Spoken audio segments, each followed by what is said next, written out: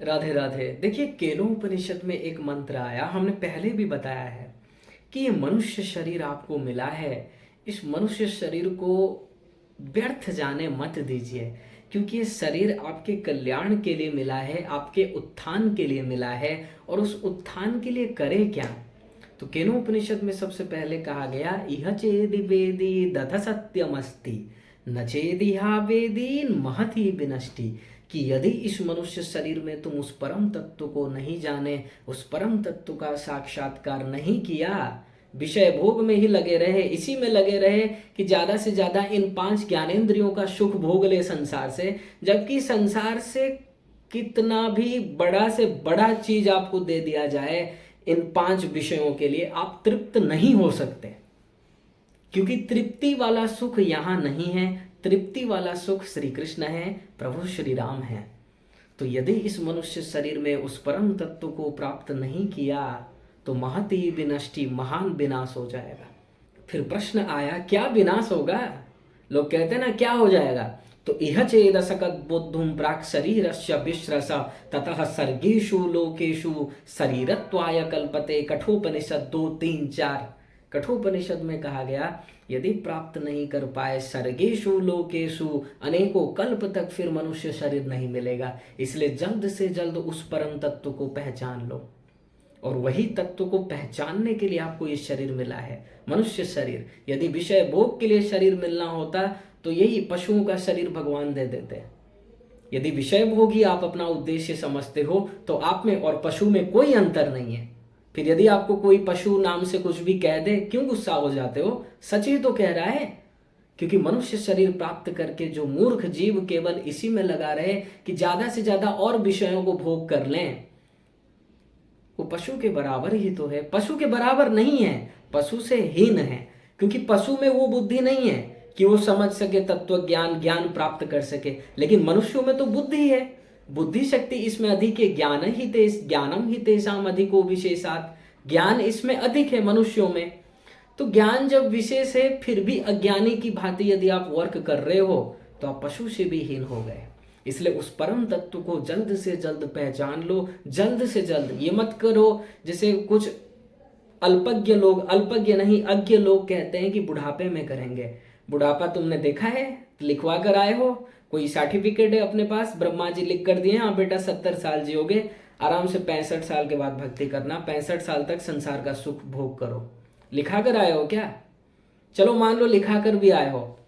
जब कोई व्यक्ति 65 साल 60 साल इस संसार में आसक्त हुआ है, क्या वो आखिर के समय में मन भगवान में लगा पाएगा? ये भी तो विचार करने का विषय है। जब आपका मन इतना आसक्त हो गया है संसार में, नाती पोते में भी आसक्त हो गए हो, भगवान में मन लगाओगे कैसे? इसलिए सबसे अच्छा एज है भगवान में मन लगाने का, कौमार आचरित प्राज्ञों। प्रहलाद जी महाराज कह रहे हैं 7, 6, 1 कुमारावस्था में, ये 7, 8, 9 वर्ष की अवस्था से लग जाओ, 18, 20 साल तक, मतलब 18, 20 साल, ये सब जो एज है 7, 8 से लेकर ये 25, 26 साल, जब तक मतलब आपका शादी नहीं हुआ है। क्योंकि शादी हो जाएगा फिर स्त्री में अटैचमेंट, बच्चे होंगे बच्चों में अटैचमेंट, तब भक्ति नहीं कर सकते। ये अटैचमेंट ऐसा चीज है, आपका मन वहीं लग जाएगा। फिर आप भगवान की भक्ति करोगे कब? नहीं कर सकते। इसलिए सबसे अच्छा एज है ये कुमार अवस्था, किशोरावस्था में ही भक्ति कर लो और जल्द से जल्द उस परम तत्व को प्राप्त कर लो। बुढ़ापे के चक्कर में मत रहो। जो जीव सोचे बुढ़ापे में करेंगे, उससे बड़ा मूर्ख संसार में कोई नहीं है। क्योंकि बुढ़ापा किसी ने देखा नहीं है। और यदि मान लो आपको मालूम भी है 70 साल जियोगे, कोई कहे कन्फर्म है 70 साल हमको रहना है, तो भाई कोई तुम्हारे पास, कोई अगर कहे, कोई कहे नहीं हमको मालूम है 70 साल 80 साल तक जिएंगे, ठीक है भाई, यदि 70 80 में 80 साल जियोगे, चलो मान भी लेते हैं, उस टाइम तुम भक्ति नहीं कर सकोगे। क्योंकि रोग भी लग जाएंगे शरीर में, न कान से कुछ अच्छे से सुनाई देगा, न तुम भगवान का नाम ले सकोगे, न आंख से दिखेगा, कुछ नहीं होने वाला। तब कैसे भक्ति करोगे? इसलिए अभी से प्रारंभ कर दो और उस परम तत्व को जान लो। परम तत्व है क्या? बोले, बदंति तत्तत्त्वविदस्तत्त्वं यद् ज्ञानमद्वयं ब्रह्मेति परमात्मेति भगवान इति शब्दते। भागवत 1, 2, 11। वो परम तत्व के 3 नाम हैं, सनातन धर्म में तो 3 नाम बताया गया है स्वरूप के अकॉर्डिंग, ब्रह्म, परमात्मा, भगवान। अब उसी को कोई खुदा कहता है, कोई अल्लाह कहता है, कोई ईश्वर कहता है, कोई गॉड कहता है, कोई कुछ कहता है, कोई कुछ कहता है। ब्रह्म समस्त शक्तियों से युक्त है। समस्त शक्ति तो ब्रह्म में है, देखिए सब कुछ है लेकिन प्रकट नहीं होता है। सब कुछ शक्ति है लेकिन प्रकट सब कुछ नहीं होता। ओनली 2 ही शक्ति प्रकट होती है, अपने सत्ता की रक्षा, अपने परमानंद ब्रह्मानंद में रहना। बस यही। जैसे एक छोटे से बच्चे में, एक 2 साल का बच्चा माँ का स्तनपान कर रहा है लेकिन उसमें काम दोष प्रकट नहीं होता, तो क्या उसमें काम दोष नहीं है लेकिन प्रकट नहीं हो रहा है। ऐसे ही ब्रह्म में समस्त शक्ति है जो परमात्मा में है, जो भगवान में है, लेकिन प्रकट नहीं होता। और ब्रह्म निर्गुण निर्विशेष निराकार होता है।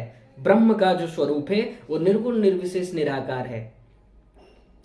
और इनकी जो उपासना करते हैं उन्हें ज्ञानी कहेंगे। अब इनसे हमको क्या लेना देना भाई बताओ, क्योंकि ऐसे ब्रह्म को लेकर क्या करोगे, न तो जिनका कुछ रूप है, न कुछ गुण है, न नाम है। आपको कहा जाए ब्रह्म का ध्यान करो, अरे भाई किसका ध्यान करें, कोई रूप तो होगा। बोले नहीं उसका रूप नहीं है। चलो नाम बता दो, नाम भी नहीं है, तो ध्यान करें किसका। इसलिए निर्गुण निर्विशेष निराकार का ब्रह्म, निर्गुण निर्विशेष निराकार ब्रह्म की जो उपासना करते हैं ये मार्ग कठिन है।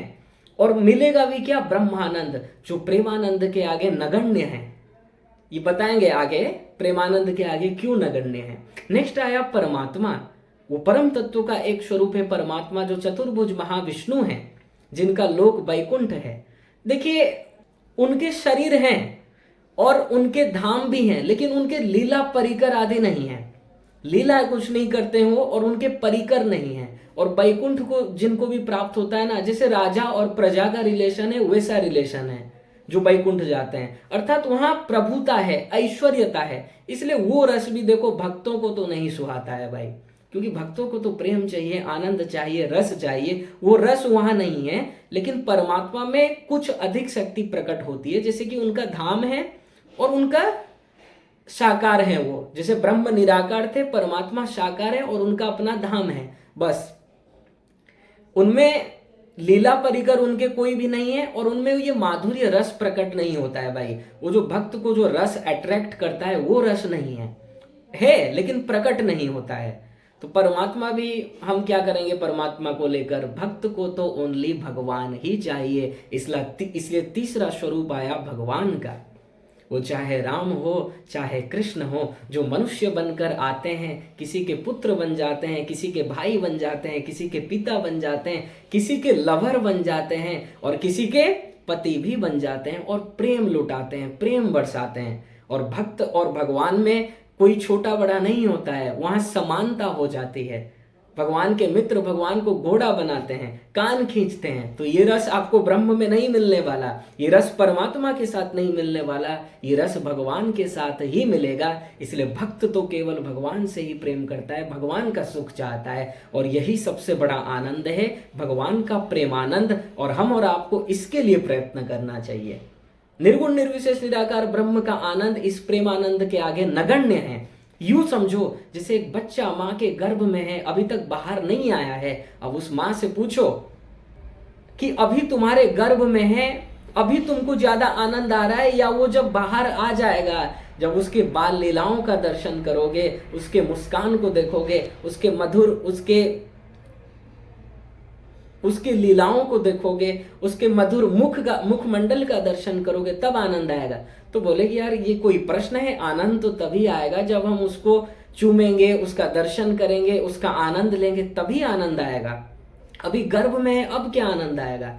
ऐसे ही जब भगवान आपके अपने हो जाएंगे, वहां भगवान और नहीं रहे, वो आपके अपने हो गए, तभी आनंद आने वाला है। और वही परम तत्व श्री कृष्ण है, श्री राम है, कुछ भी कह लो, जो आपको भाए। राम कृष्ण में कोई अंतर नहीं है। इसलिए कभी भेद नहीं मानना। आपको जो भगवान का रूप प्रिय लगे उन्हीं की आराधना कीजिए, भक्ति कीजिए। और उन्हीं को प्राप्त करने के लिए ये मनुष्य शरीर मिला है।